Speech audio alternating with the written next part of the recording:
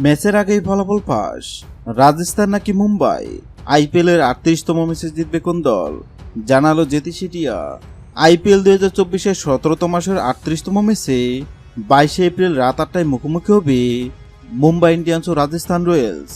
কিন্তু এই দুই দলের মধ্যে 38তম ম্যাচে জিতবে কোন দল, সেটি নিয়ে ভবিষ্যৎবাণী করল জেতি সিটিয়া। গত 22 মাস শুরু হয়েছে আইপিএলের 17তম আসর। আইপিএলের 17তম মাসের প্রথম 7 ম্যাচের মধ্যে এক ম্যাচে হারলেও বাকি 6 ম্যাচে জিতেছে রাজস্থান।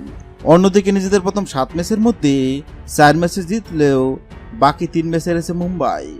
মুম্বাইয়ের বিপক্ষে এখন পর্যন্ত 29 ম্যাচ মোকাবেলায় 13 ম্যাচে জয়লাভ করেছে রাজস্থান এবং 15 ম্যাচে জয়লাভ করেছে মুম্বাই।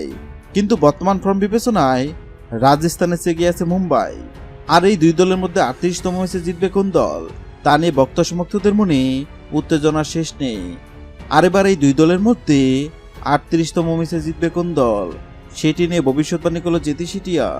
জেতি সিটিয়ার সামনে রাজস্থান ও মুম্বাইয়ের পতাকা রাখা হয়, আর জেতি সিটিয়া মুম্বাইয়ের পতাকা তুলে এবং এটাও জানিয়ে দেয় আইপিএলের 38তম ম্যাচ জিতবে মুম্বাই।